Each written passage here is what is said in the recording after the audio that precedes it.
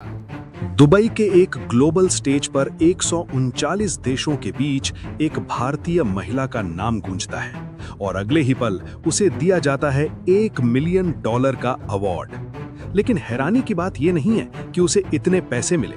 हैरानी की बात यह है कि उस महिला के पास ना कोई बड़ा स्कूल था, ना कोई यूनिवर्सिटी डिग्री की लंबी लिस्ट और ना ही वो किसी सरकारी सिस्टम का हिस्सा थी। फिर भी उसने ऐसा क्या किया कि 5000 से ज्यादा नॉमिनेशंस में से सिर्फ उसी को चुना गया। उसने ना स्कूल बनाया बल्कि पूरा शहर ही स्कूल बना दिया। आज की कहानी उसी भारतीय महिला की है जिसने ये साबित कर दिया कि अगर सिस्टम काम नहीं करता तो सिस्टम के बाहर जाकर भी इतिहास लिखा जा सकता है। ग्लोबल टीचर प्राइज दुनिया के सबसे प्रतिष्ठित अवार्ड्स में से एक है, जहां हार्वर्ड और ऑक्सफोर्ड जैसे संस्थानों से जुड़े लोग आते हैं। हर साल हजारों टीचर्स और एजुकेटर्स इसमें नॉमिनेट होते हैं और उनमें से सिर्फ एक को मिलता है ये सम्मान। जब इंडिया की इस महिला का नाम अनाउंस हुआ तो वो सिर्फ एक जीत नहीं थी, ये एक आइडिया की जीत थी। एक ऐसा आइडिया जो कहता है कि एजुकेशन 4 दीवारों में नहीं, माइंडसेट में होती है। लेकिन असली सवाल अब भी वही है, आखिर उसने किया क्या था? ये कहानी किसी एसी क्लासरूम से शुरू नहीं होती। ये शुरू होती है उन बस्तियों से जहां बच्चे स्कूल जाने के बजाय या तो कचरा बीनते थे या छोटे मोटे काम में लग जाते थे। यहाँ रूबल नागी ने मिसाल मुंबई की नींव रखी। उन्होंने देखा कि समस्या किताबों की नहीं बल्कि उस बदबूदार माहौल की थी जिसे बच्चों ने अपनी नियति मान लिया था। केस 1। एक 10 साल का लड़का दिन भर प्लास्टिक और बोतलें इकट्ठा करता था। उसे अपनी भाषा तक ठीक से नहीं आती थी। रूबल ने उसे क्लासरूम में नहीं बुलाया बल्कि उसे हाथ में ब्रश पकड़ा दिया। पहले उसे ड्राइंग दी गई, फिर अल्फाबेट्स और 2 साल के अंदर वो बेसिक इंग्लिश पढ़ने लगा। आज वो बच्चा अपनी बस्ती का चेंज एजेंट है। केस 2। एक लड़की जिसकी पढ़ाई 5वीं के बाद घर की गरीबी और रूढ़िवादी सोच की वजह से रुक गई थी। घर वालों ने कहा कि अब पढ़ाई नहीं, घर संभालो। लेकिन रूबल के कम्युनिटी टीचिंग मॉडल ने उसे फिर से किताबों से जोड़ा और आज वही लड़की ओपन स्कूलिंग से 10वीं पास कर चुकी है। ये बदलाव ओवरनाइट नहीं हुआ। सबसे बड़ा बदलाव ये था कि बच्चों के दिमाग से ये डर निकालना कि पढ़ाई उनके लिए नहीं है। पहले वो सोचते थे कि ये हमारे बस की बात नहीं है। फिर धीरे धीरे माइंडसेट बदला, शायद हम भी कर सकते हैं। और यही शिफ्ट सबसे खतरनाक और पावरफुल था, क्योंकि स्किल सिखाना आसान है लेकिन बिलीफ बदलना सबसे मुश्किल। अब सवाल आता है, ये सब पॉसिबल कैसे हुआ?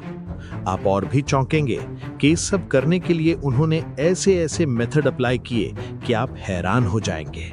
जब बच्चे स्कूल नहीं आ रहे थे तो उन्होंने एक सीधा और क्रांतिकारी फैसला लिया, स्कूल को बच्चों के पास ले जाओ। उन्होंने किताबें नहीं बदली, उन्होंने एनवायरनमेंट बदल दिया। Step 1, walls as classrooms. झुग्गियों की खाली और बदरंग दीवारें उनकी पहली क्लासरूम बनी। उन्होंने 1.5 लाख से ज्यादा दीवारों को रंग दिया। उन पर अल्फाबेट्स लिखे गए, मैप्स बनाए गए, नंबर्स, शेप्स, एनिमल्स, सब विजुअल्स में। अब बच्चा पढ़ने नहीं बैठता था, वो खेलते खेलते सीख रहा था। Step 2, sanitation and trust. उन्होंने सिर्फ पेंट नहीं किया बल्कि घरों की वाटरप्रूफिंग और साफ सफाई भी करवाई।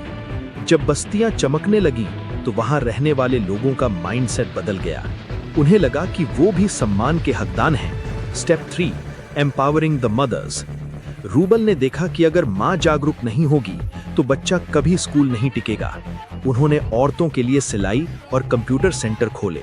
जब मां सशक्त हुई तो बच्चों का भविष्य सुरक्षित हो गया। पहले 2 साल मुझे पेरेंट काउंसलिंग करने में चले गए कि आपको बच्चों को स्कूल भेजना ज़रूरी क्यों है, बिकॉज मैक्सिमम पेरेंट्स बोल रहे हैं मैम स्कूल जाने की क्या ज़रूरत है, मैम 8-9 साल का बच्चा होगा तो कमाने लग जाएगा। सो 2 साल मैंने उनको बहुत बहुत हाथ पैर जोड़ के कन्विंस किया कि आप मुझे बच्चों के 10 साल दीजिए एंड उसके बाद आप देखिए बच्चों को आप सबको यहाँ से वो बाहर निकाल के एक कंफर्टेबल लाइफ देंगे। तो धीरे धीरे आगे बढ़ने लगे। सिंपल लॉजिक था, अगर बच्चा सिस्टम में फिट नहीं हो रहा तो सिस्टम को बदलो, बच्चा नहीं। और यही अप्रोच उन्हें बाकी सबसे अलग बनाती है। और अब वो नाम जिसने दुनिया को झुका दिया, रूबल नागी। जब उनका नाम उस ग्लोबल स्टेज पर अनाउंस हुआ तो सन्नाटा छा गया। लेकिन असली रोंगटे खड़े कर देने वाला पल तब आया जब उन्होंने $1 मिलियन का वो चेक हाथ में लिया। कोई भी इंसान होता तो अपनी तारीफ करता, लेकिन रूबल ने खुद को क्रेडिट देने के बजाय पूरी दुनिया के सामने नम आंखों से कहा, we won, India won. We won, India won, Bharat won. This is win of all my bachas, my kids, my family, my country. उन्होंने अपनी बरसों की मेहनत को एक पल में अपने देश के चरणों में रख दिया। ये लाइन स्क्रिप्टेड नहीं थी, ये सीधा दिल से आई थी। और यही रीजन है कि ये जीत सिर्फ उनकी नहीं लगी, पूरे देश को अपनी लगी। खुद को जीरो बनाकर अपने देश को हीरो बनाना ही एक सच्चे लीडर की पहचान है। रूबल नागी की कहानी किसी मजबूरी से नहीं, बल्कि एक बहुत बड़े त्याग से शुरू हुई थी। वो एक सफल सोशल एक्टिविस्ट, स्कल्प्टर और आर्टिस्ट थीं। उनकी बनाई कलाकृतियां मुंबई की सबसे महंगी गैलरीज और आलीशान होटल्स में लाखों में बिकती थीं। उनके पास शोहरत थी, पैसा था और एक आरामदायक जिंदगी थी। लेकिन उन्होंने एक चीज देखी, इंडिया के उन बच्चों की रियलिटी जिन्हें सिस्टम इग्नोर कर चुका था। उन्होंने देखा कि उनकी आर्ट सिर्फ अमीरों के ड्राइंग रूम की शोभा बढ़ा रही है, जबकि बाहर बच्चे कीचड़ में भविष्य ढूंढ रहे हैं। यहीं से डिसीजन आया, कंफर्टेबल लाइफ छोड़कर ग्राउंड लेवल पर काम करने का। उन्होंने अपनी ब्रश की ताकत को गैलरी से निकालकर बस्ती की दीवारों पर उतार दिया।